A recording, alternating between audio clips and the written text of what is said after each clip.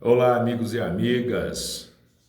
Mais uma vez de volta para mais um vídeo e dessa vez parafraseando uma pergunta feita por Allan Kardec à espiritualidade superior, que é: onde está escrita a lei de Deus? E aí, onde você acha que ela está escrita? A grande maioria de nós brasileiros, que apesar do Estado laico, ou seja, não temos uma religião oficial, sabemos que existe uma predominância cristã, levando-nos a afirmar que a verdade está escrita na Bíblia Sagrada. Porém, temos que considerar que 2/3 da população não é cristã, ou seja, os muçulmanos dirão que ela está escrita no Alcorão, os judeus na Tanakh, ou os hindus no Vedas ou no Bhagavad Gita, os budistas no Tripitaka ou Sutras, ou seja, cada um quer a exclusividade divina. Porém, o Espiritismo, no seu caráter inclusivo, diferente do que vamos encontrar na internet, que traz a informação que os espíritas acreditam que a verdade está nas obras de Allan Kardec, o Espiritismo vem esclarecer, através dos espíritos superiores que responderam à questão 621, anotem aí, questão 621 de Kardec, que a verdade está escrita na consciência. E por que eu estou trazendo esse tema hoje? É porque, se pensarmos sempre que estamos certos, deixamos de saborear estas verdades que possam alcançar maior profundidade e possibilitar-nos uma felicidade maior do que a que pensamos experimentar. E para rechearmos esse bolo que estamos construindo, vou trazer aqui algumas ideias que possam clarear essa questão. Existem muitas frases espirituais que circulam entre nós como se fossem retiradas diretamente da Bíblia.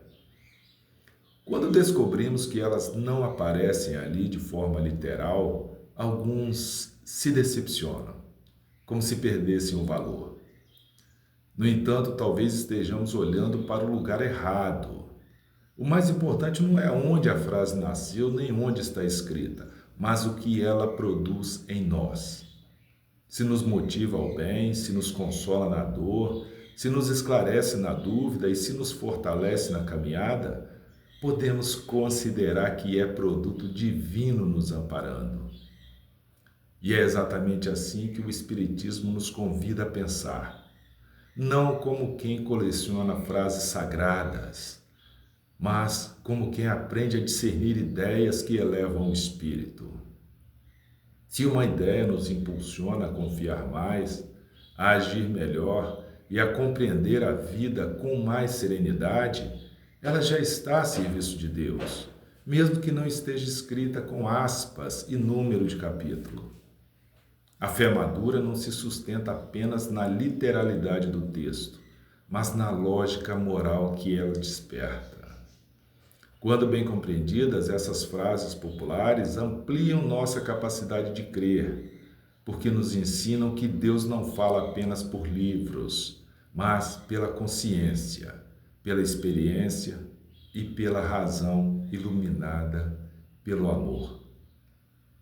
Vejamos alguns exemplos.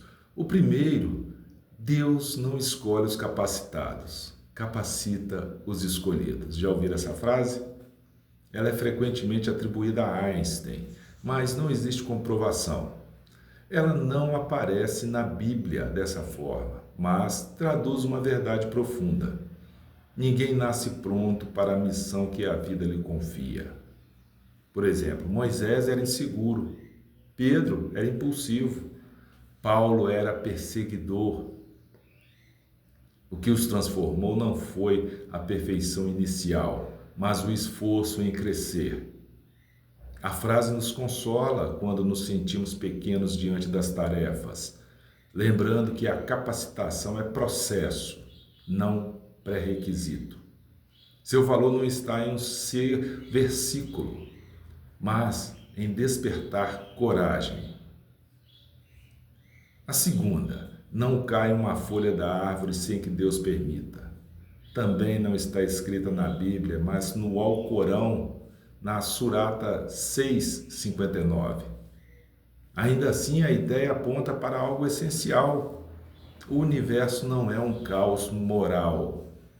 Existe ordem, leis e finalidade. Não significa que Deus provoque cada dor, mas que nada está fora da lógica da aprendizagem espiritual. Essa frase alenta quem sofre, ensinando que mesmo os acontecimentos mínimos participam de um cenário maior, onde tudo pode ser transformado em lição. O terceiro caso, Deus não coloca um peso maior em seus ombros do que você pode suportar. Essa não é uma citação literal da Bíblia. Há alguma coisa parecida lá no livro de 1 Coríntios, capítulo 10, versículo 13. Mas independente da origem, ela ecoa um princípio real. Nossas provas são proporcionais às nossas forças evolutivas. Isso não nega a dor, mas devolve dignidade à luta. A cruz não é sinal de abandono, é sinal de confiança divina em nossa capacidade de superação. A frase esclarece porque nos tira do papel de vítimas do destino e nos coloca como aprendizes da vida. Um quarto exemplo, tudo acontece por uma razão. Também já ouviram essa frase, não é? Ela também não é um versículo bíblico, mas contém uma chave espiritual poderosa. A vida não é um amontoado de acasos sem sentido.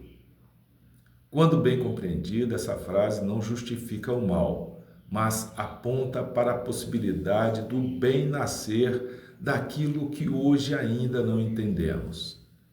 Ela consola sem iludir, quando entendemos que a razão nem sempre é imediata, mas sempre educativa.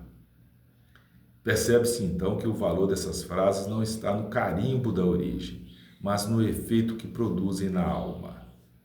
Quando elas nos aproximam da confiança, da responsabilidade, do amor, estão cumprindo a mesma função do Evangelho, iluminar consciências. O Espiritismo nos ensina justamente isso, que a fé não deve ser repetição automática, mas compreensão viva, não decoração de frases, mas transformação interior. Por isso, saber que essas expressões não constam literalmente na Bíblia em nada diminui o seu poder. Pelo contrário, amplia nossa visão, mostrando que Deus se comunica não apenas por textos antigos, mas também pela inteligência humana quando ela se orienta para o bem. A verdade não é frágil por não estar escrita, ela se fortalece quando é vivida. E toda ideia que nos ajuda a amar mais, sofrer melhor e agir com mais consciência já está silenciosamente a serviço de Deus. Dará atenção a elas aqueles que já estiverem amadurecidos. Se você gostou, curta, comente e compartilhe. Se não, poste sua crítica a fim de que possamos melhorar a nossa percepção. E até uma próxima oportunidade.